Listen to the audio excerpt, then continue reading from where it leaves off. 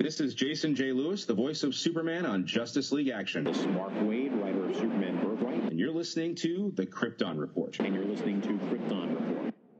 Up in the sky, look! It's a bird! It's a plane! It's the Krypton Report! The All Things Kryptonian podcast, including Superman and Supergirl. We discuss games, movies, cartoons, TV shows, and comics. Find us on Facebook, Instagram, YouTube, and Twitter. Hey guys, if you're enjoying this podcast, I just want to say you should check out some of the other podcasts that Southgate has to offer, especially if you're really into comics like we are. Check out Capes and Lunatics, where sometimes you'll find me when I'm not too busy saving the world. Nuff Said, Super Connectivity. Capes and Lunatics even has the Sidekicks episode as well. Check out those feeds as well as Titans Talk to get all your DC comic needs. Or Marvel. They're there too. If you're an Amazon shopper, just remember you can go to southgatemediagroup.com. There's a portal, log into Amazon, and you'll shop into your account just regular, but it also helps keep Southgate running. Welcome to the Krypton Report. It is I, Tyler, the Superman of Blue, flying through the heavens, but I'm not by myself today. No. Actually, I'm really never by myself anymore, so I don't even know why I say that. Like, I started saying that because sometimes I had to be by myself, but that's been like 2 years. Yeah, 2 years now. So, anyways, that beautiful voice you're hearing from the group. Hard habit to break. Yeah.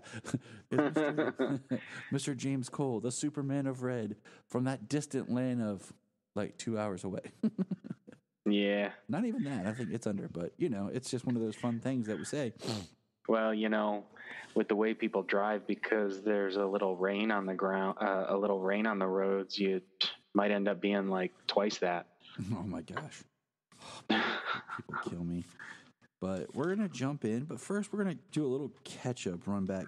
Because James and I talked about this last time, a little off mic, and we just wanted to bring, if you hadn't noticed, I feel like this movie came out and got no attention. But Wonder Woman Bloodlines came out, the newest of the DC Direct films. And it is part of the continuity universe. But I feel like it came out and it's just kind of like disappeared. Like, nobody's talking about it. I've not heard it on any other podcast. No one's really reviewed it. It's just kind of been like, there it was. So I just thought we could just hit on it quickly. I liked it. I feel like they try to do too much with it. They really, I think, force some stuff in it. It's kind of an interesting movie because it takes place before Justice League War. And then after Hush, I believe, because it is in the continuity. So I just feel like they try to throw too many villains in there. And it works for the most part, but it just feels a little awkward at times. I don't know. How do you feel? With a lot of villains, some things it can seem a little packed full. But they all kind of, the majority of them, I should say, serve some sort of purpose. Cheetah ended up being kind of like Blinking pretty much. She was like a lackey almost. She was just there to slow Diana down, stop her if she could. But the goal wasn't to stop her the entire movie, so it was to use her. So, there was a lot of villains and a lot of things going on, basically trying to manipulate her, which it works. The action's really good. In the trailer, the look of Cheetah was like this monstrous form. Mm-hmm. So when people were like, I don't like the look of Cheetah in this animation. When they started it, when she first showed up, she looks like Cheetah. She looks very feminine. She looks like, a woman Cheetah hybrid, just an anthropomorphic Cheetah, completely humanoid. Mm-hmm. But she takes some kind of drug, which actually makes her like incredibly animalistic, the way that they showed her in the trailer. So, at least that was not her her standard look, which was good. The action was pretty good from what I could gather, because I haven't read a whole lot of Wonder Woman solo books. They did pull a lot of characters and a lot of story beats from different comics. Mm-hmm. So, during the big fight at the end, what Wonder Woman does to herself during the battle. I heard that comes straight from the comics. It was epic, and we won't spoil it. I agree with you. I've read some Wonder Woman solo books. Not as many. Like I did a lot of them. I read the whole New 52 line, and it was just different because most of that line focused on her kind of removed from everyone else, dealing with just her Greek heritage. And sometimes it's like, I like the characters when they're not dealing with a villain or a threat that's of their heritage. And I think that works like for Wonder Woman and Superman, like when Superman's dealing with a threat that's not Kryptonian based. You know, he's not fighting Zod or Rogol Zar or whatever else, that's like, Doomsday, like it's based on Krypton. It's like, okay. And with Wonder Woman, it's like, I like sometimes when they get away from the Greek mythology for who she fights, because then it kind of who she is, and she's not clashing with her culture. It's kind of like in the first Wonder Woman film, she fought Ares, which was about her culture, which is fine for that film. But then the second movie, it's supposed to be against Cheetah, So that would be really cool because it takes you a different way than just being another villain from Greek mythology. Right. From what I understand of Cheetah, it's from another region's mythology, which is cool. That's completely fine with me. And I say that with just in mind of where this film goes. But I mean, we hit on a lot of villains in this movie. Yeah, there's Dr. Cyber, Dr. Poison, Giganta, Cheetah, Silver Swan. They even introduced Ferdinand the Minotaur. I mean, they throw a lot. I mean, it works. But I don't know, like Silver Swan was like a big part of this, and I kind of wish maybe they had just toned it back down to just being like Silver Swan and. Well, with it being a Wonder Woman, they did do a lot of heart in the film, and a lot of that heart being Silver Swan. She basically lived with the girl who becomes Silver Swan from an early teenager until, I don't know, handful of years down the road, 7-8 years down the road, perhaps. It gets really wonky with that timeline and time. They don't really have like any timestamps to tell you that it's been this long. It's kind of like your introduction is before Justice League War, and it seems like maybe it was because we know in Justice League War she's like an ambassador, so she's at least been there for a short time. So it was, like the parademons that took down Trevor's jet was like scouts, not quite the ones that had like set up the mother boxes around, but possibly a wave ahead of them. And so it takes place like shortly before. Who knows? It could just be weeks before Justice League War, and then it goes. But then it goes later. It causes him to crash, and then I mean it's really weird because it causes him to crash on Themyscira, which is how Steve Trevor gets to Wonder Woman, how Wonder Woman then gets to Earth, and then we have the whole aging up of the girl before she puts on the Wonder Woman costume, and then because we know in Justice League War people know who she is and she's an ambassador and starting to do stuff with Steve. So I mean it gets really kind of mucky. So So, but being a Wonder Woman movie, it was still a lot about the heart of the character, her family, her surrogate family, as well as her Amazonian family, and they did that really well. Mm-hmm. So it's very true to the character, and it's a good movie. It is. I don't know. It's not the best, but it's a good one.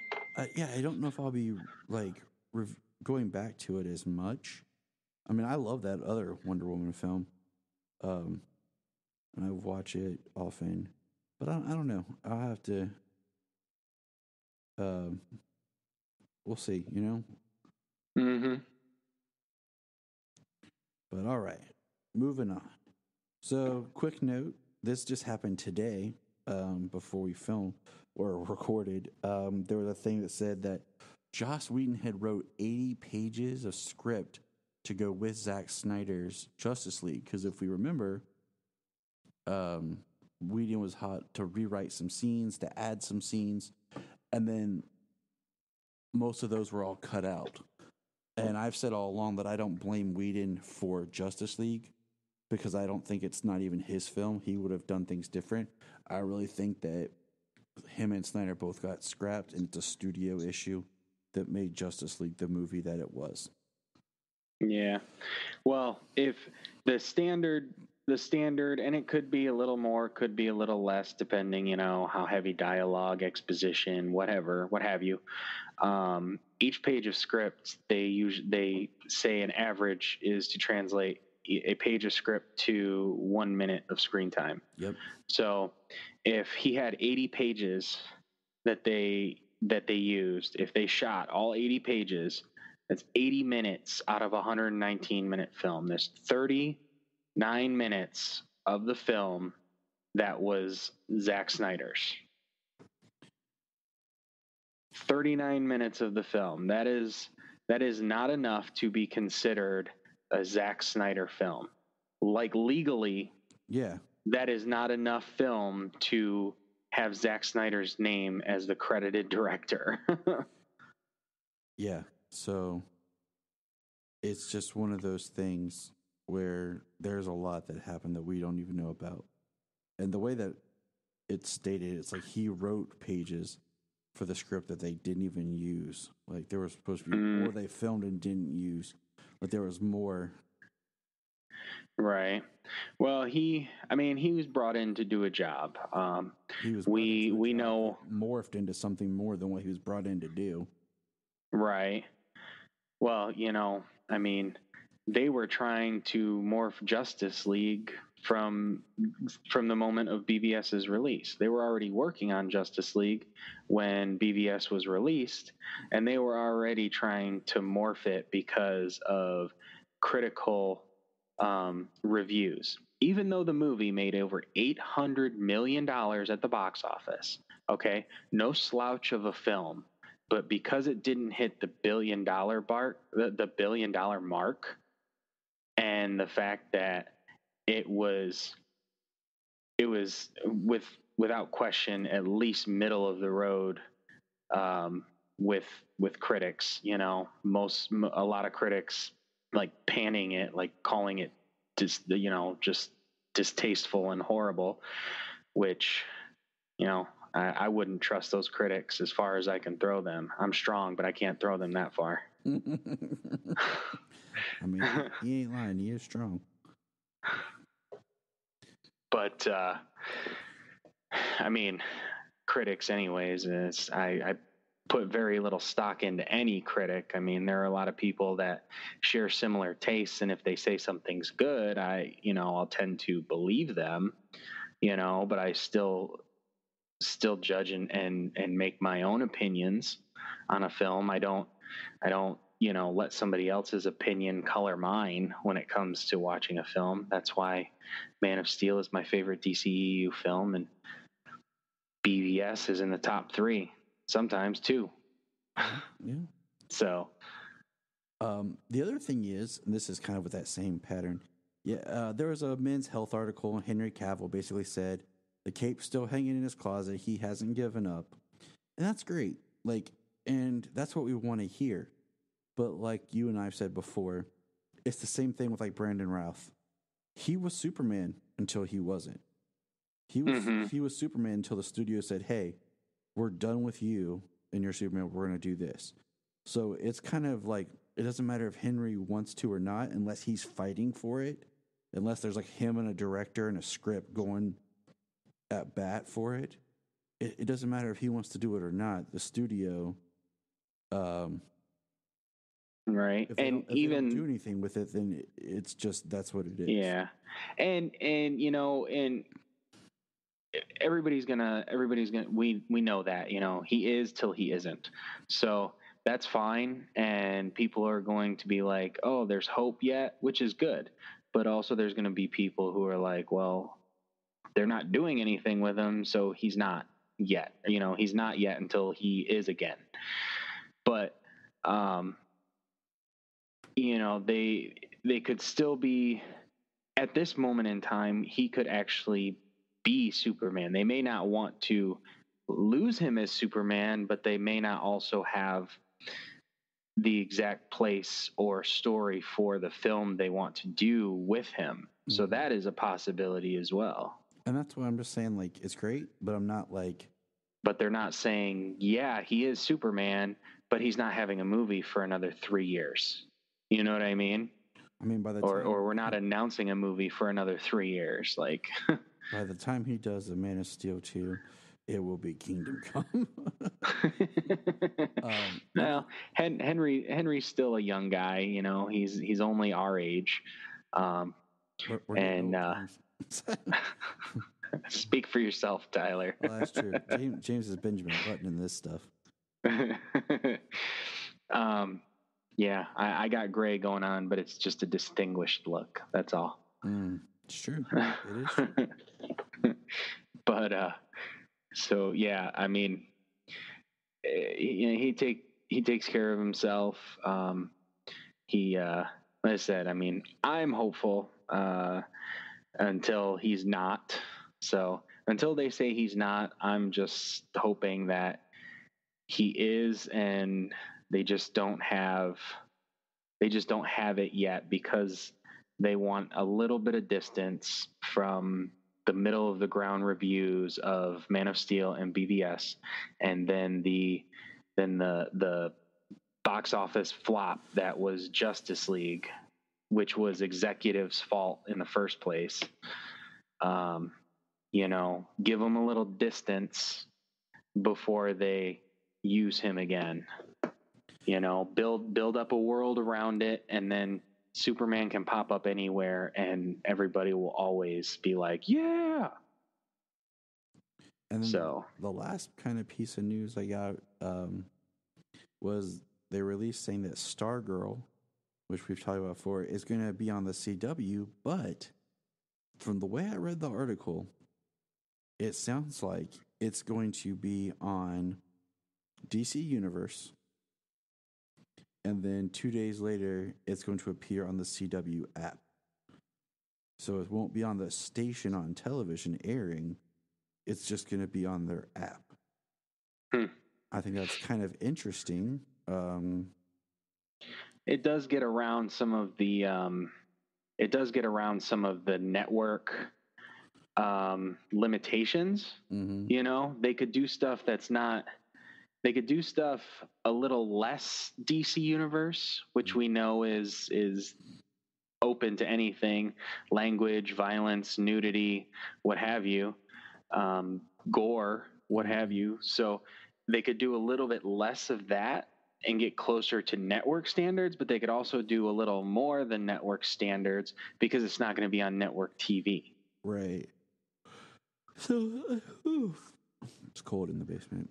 I think that's interesting. But yeah, that's where we're at with all the catch up on the news and everything. And with that, it's always good when we have DC news. Yeah, and sometimes we gotta let some stuff build up because I really don't want to talk crisis stuff because it's so close, and now it's just advertising, and we're already pumped. We're in. I just kind of advertising and pictures. It's just, you know, I just kind of want to wait, and when we get there, because here soon we'll have a good discussion on Titans because it's about to wrap up. It'll wrap up right before Crisis starts, or Yeah, November 29th is the last episode. yeah. So same day as the debut of Harley Quinn, the animated series. yeah. So They're dropping both that day. So it'll wrap up. So next episode, we're going to focus a bit more on catching up on Titans because there's no Supergirl next week. So one thing I do want to just get a quick little thing on about Crisis is because anybody listening has been watching Batman the Animated Series since 1992, since we were all little kids, and Kevin Conroy has been the voice for Batman. He's the voice that everybody hears when they read comics. He's the voice for cartoons and video games. And how do you feel that he is going to be Bruce Wayne, Kingdom Come Bruce Wayne, with the mechanical suit and the mechanical braces to walk and stand? And how do I feel? Yeah. I'm completely pumped and excited because then we can finally say when someone's like, who's the best Batman? We can say Kevin Conroy without having to defend that it's animated. Right. So all that just goes with it. Like Kevin Conroy, but he just played it. Doesn't matter. Yep. Just because he did animation for 30 years, he was a live action Bruce Wayne, and he was a Kingdom Come Bruce Wayne. And in the same vein, seeing him like that, I kind of wish they would have just used him for Bruce Wayne on Titans. And we can talk more about that next week. For sure, man. That would be amazing. Because I have an idea of who I'd like to see as Superman on Titans, and we'll say that for next week. Okay. But we're going to dive into Supergirl, season 5, episode 7, called Tremors. And this was a pretty good episode, and maybe not for the action, but for the drama. And because it starts off, and we have John and Supergirl are kind of sparring. And I like to see that again because I like to see them kind of engage. And John has a psychic, like, attack. And it's just kind of, like, weird because he has this attack and then he's got to stay calm. And that leads John going back to his apartment to meditate to contact his father. So I'll put a pin in that and hold on there because, like I've said many times on this show, I could really watch a show of John and his father. Mm-hmm. Like, when they're together, that is an engaging two actors that I think surpass any of the other actors on the show. Like, have you seen the behind-the-scenes photo of Philip Morris? No, not Philip Morris. Phil Lamar. Phil Lamar. Phil Lamar. God, the guy who's playing John. Why am I blanking on his name? Harwood. David Harwood, and Carl Lumley. The three of them together, just chilling, hanging out. That's awesome. Yeah, it was just a behind the scenes shot, but it was all three of them, arm in arm, smiling, like, we got Martians, got a Martian family. Oh, quick thing. I wanted to say, I totally blanked on this. You are right. I hear Kevin Conroy's voice in every Batman I read but one. For some reason now, when I read Lee Brahimo's Batman, if it's Damned, Noel, whatever, I hear the Ben Affleck style voice. Just those, few stories. Okay, back. Makes sense. But super speed back here. So Sean goes off to do that thing. Cool. But here's what was crazy to me.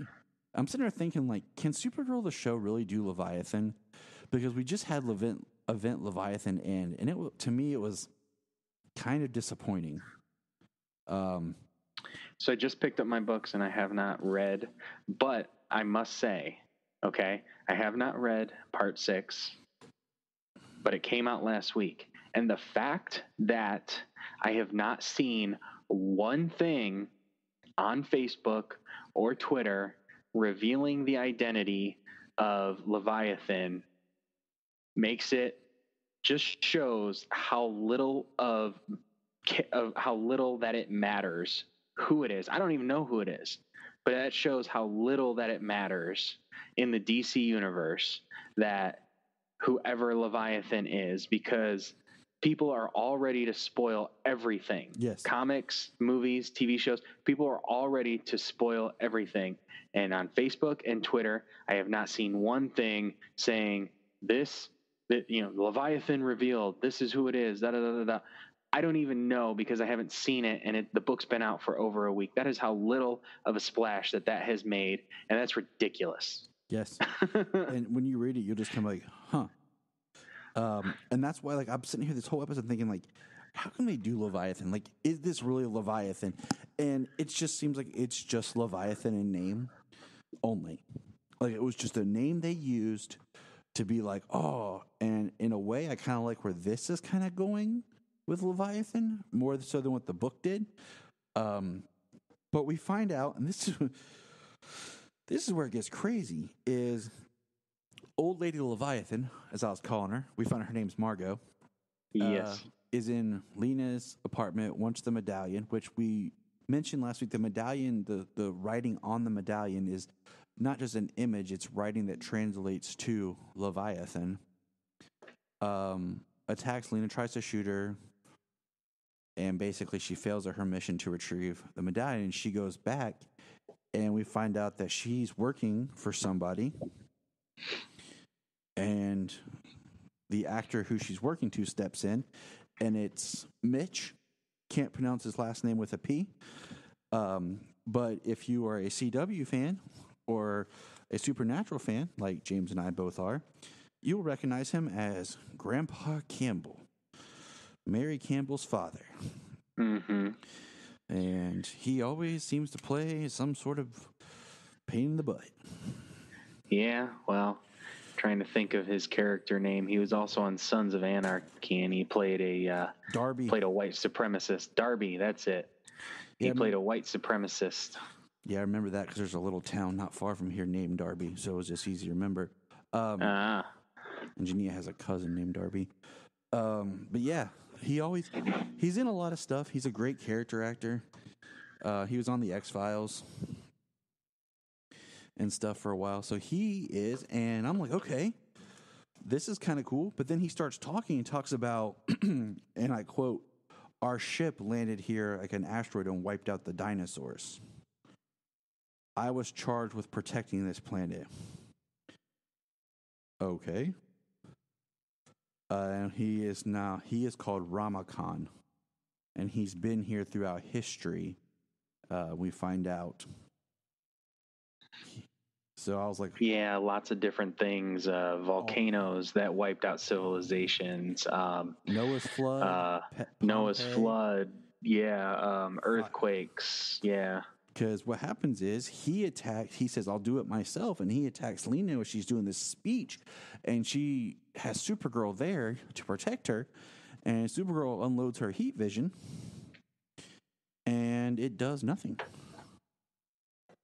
It shoots through him, and then he heals, and they start calling him an earthbender, which I thought was kind of interesting. But have you ever heard of this character before? Like, I didn't look him up because I just watched the episode today before we recorded, so I didn't have time to really like research and look up Ramakhan.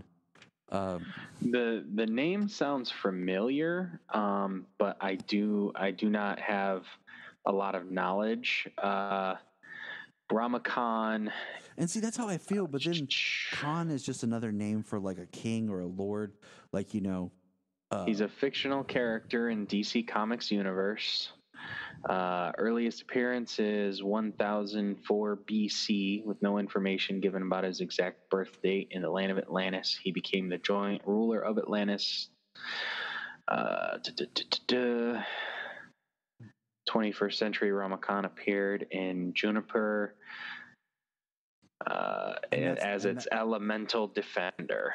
Well, he broke Wonder Woman's lasso of truth, resulting in resulting in reality unraveling as the nature of existence began to be defined by the belief rather than truth. And doesn't that sound like a really big, powerful character that I don't feel like we're really touching on? No, like not to spoil or jump ahead right now, but the way that this episode goes, and the fact that we have one more episode before Crisis, really makes me feel like when we get back from Crisis, this is going to be a bit of a different show. Like there's going to be things adjusted through Crisis for the back half of this season. Right. It says Ramakant's abilities are largely based on his birthplace, Jaharnapur. With the aid of magic, Ramakant can turn a handful of its soil into fire, granite, or wine. Khan is also super strong, immortal, and is a great magician. Khan! Now we got Shatner. Because, they said it was a sister planet to Krypton. Of course it was. So they decide that they need a weapon that's powerful enough to kill Kryptonians. They talk about Lexes. And, Superman's got some of those saved in the Fortress of Solitude. And Kara decides to take Lena with her to the fortress. And jumping back to Jean, ends up meditating and gets a really great scene with Maren. And basically is told, it's a powerful scene, but he needs to open his mind and soul up to his brother completely and lay himself before his brother so his brother can feel everything and know everything. The only way to heal Malefic, because Maren reveals to John that Malefic's not in the Phantom Zone, that he's just across town, and that he's a prisoner. And he doesn't tell Jean who has him imprisoned. He says, you can figure that on your own, which I think is, really interesting. And he presents Jean with this chance to save his brother. Yeah, which is kind of cool. I mean, he goes to his brother. His brother's dead set on killing him, and then he telepathically touches him, feels all the pain and remorse and love and everything else, and then they embrace. Right. So if you think about it, the big revelation of Leviathan basically being led by Ramakant as this organization that I don't even know, because half of it doesn't make sense, like why What's-Her-Face was working for Leviathan. Now that it's turning out to be more of an alien type thing. And then, plot thread 2, Malefic kind of seems resolved because him and John have this moment of forgiveness and brother, how'd I wrote it? Brother to meet brothers bond. And so they're kind of together. So, so that's kind of resolved, which takes us back to the fortress, where Kara and Lena are together. We find out that Superman had the fortress programmed to recognize and attack anyone that recognized Luthor DNA. So it goes into the L protocol to attack Lena. It does also say that the computer defenses also does say that she has kryptonite and she has his teleportation watch or whatever, which she denies and fully lies about it. And Kara just goes with her. Yeah, she frees her, she shuts down the defenses, and Lena reprograms the fortress to attack her. How did she do it so easily? Like, yeah. I know she's really smart, but she's never been there. It's alien tech. It's not based on our technology. How did she program it? Like it's like a MacGuffin switch or something, just a. Yeah. But basically, she programs the Fortress of Solitude. The Fortress of Solitude to attack Kara. Because basically, there's a great scene. I mean, it's, Lena's walking around in the fortress, and Lena sees Myriad. She's talking with Kara about it. And we're going to put a pin in that real quick because I wanted to jump back because I wanted to save this one for the last conversation. There was a quote that I wanted to say from Moran here. It says, "There's no right, there's no wrong, only peace of heart," that he tells Jean. And I just thought that was really powerful. And because I wanted to jump back to talk about Alex and Brainy are trying to find out what they can about Leviathan. They think they ID. I just mixed his names together in my hand. I was going to say Rip Rogers, but that's not. Russell Rogers or Rip Roar. Yeah, that's what I was like. I just threw it together. And they go, and it's just his tech, and it blows up, and it kind of damages Brainy. But when he fixes himself, he gets smarter and starts absorbing more information.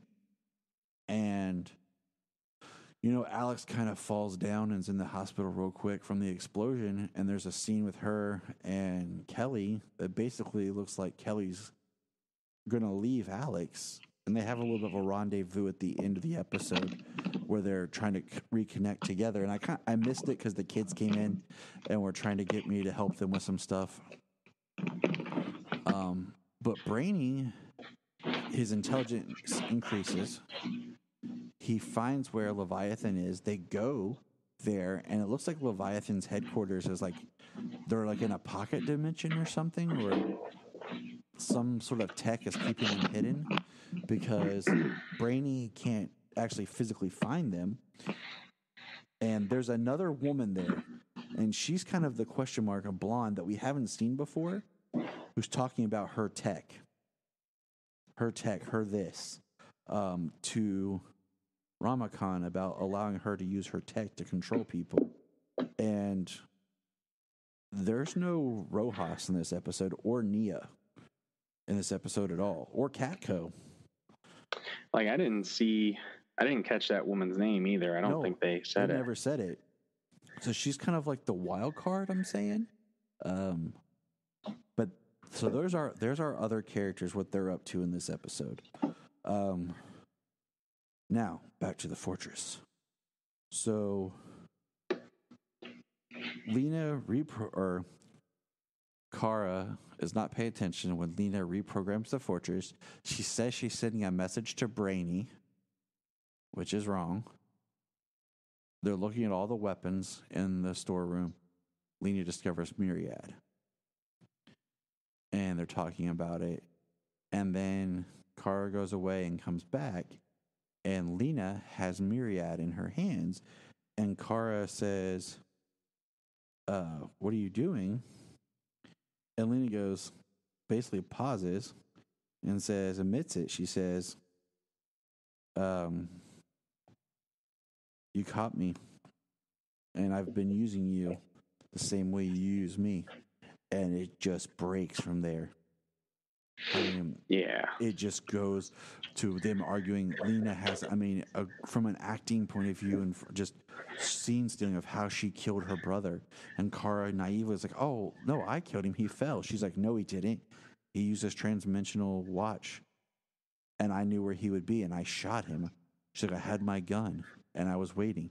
And I put 2 in his chest because I knew I had to protect my friends. And she's like, and with his dying breath, he told me, he showed me that, you were Supergirl, that everyone had been lying to me. And she goes on, and it's gut wrenching and breaking. And she goes on about just all the pain and how Kara wore her down to trust people again, but she was lying to her. Of course, Kara tries to come back. And then she says, well, if you knew, why didn't you tell me? Why didn't you out me? And Lena just basically is kind of unraveling her plan to Kara. And that's when the fortress attacks her, and imprisons her. And it's just like, dang. Imprisons her and basically uses kryptonite on her. She's got the veins rised up in her face and the green and stuff pulsating through her. And she says, I'm not a villain. You shouldn't have treated me like one, before she uses the teleporter and leaves. Which is a great quote, but at the same time, like, you became the villain. Yeah. You know, because you, and I mean, without last week's episode, I don't think it would have worked as well in this episode of her actions. But yeah, lying, stealing, controlling people, telling Russell Rogers to cut his own throat if Rojas didn't listen. There was a scene where Lena, like, you know, Carl looks at it one way and Lena says the other way when she talks about how they were on the plane and it was going to crash. And Lena is like, you know, I was trying to protect and save my friend from it crashing, but little did I know my friend could actually fly.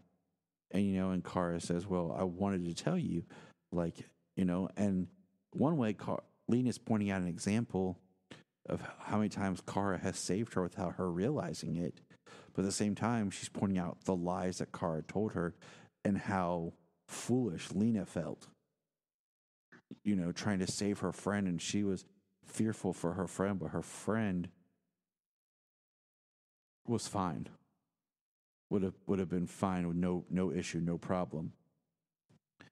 And that's plot 3. So the main plots of villainy that we've been presented this season is what is Leviathan? We kind of understood the shadow thing in Rojas and that whole angle. Mm-hmm. And then Malefic. And now Lena outing Supergirl after, you know, we've been building this plot of Lena going to use Supergirl. So in a way, this almost feels like a season, like the episode before the season finale.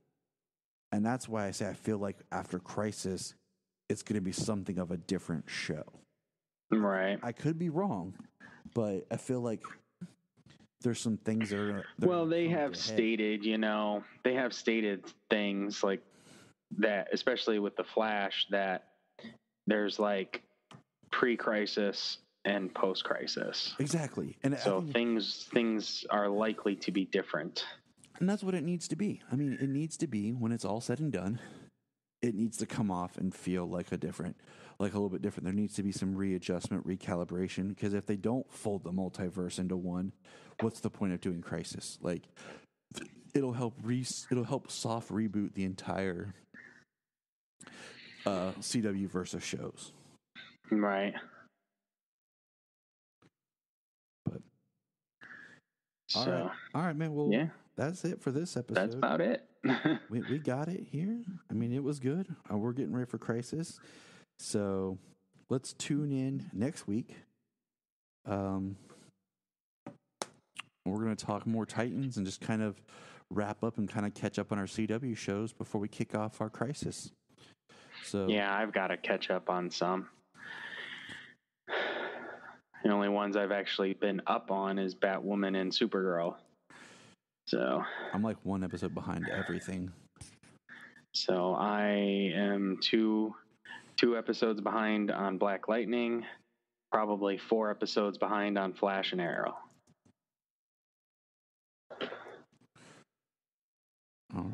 All right, good listeners. Let us know what you think. Drop us a line. Keep your ears to the you know, your ears down, heads up, 7-Up, and watch out for Tremors. Watch out for Tremors. Never know when, you know, Ramakhan's gonna destroy civilization. But don't worry, James is Superman Red, and he can throw really far, so he's got you. Yep. Look in the sky. Superman's coming. Da! It's so awesome. Look up in the sky. It's a bird. It's a plane. It's Supergirl. Look in the sky.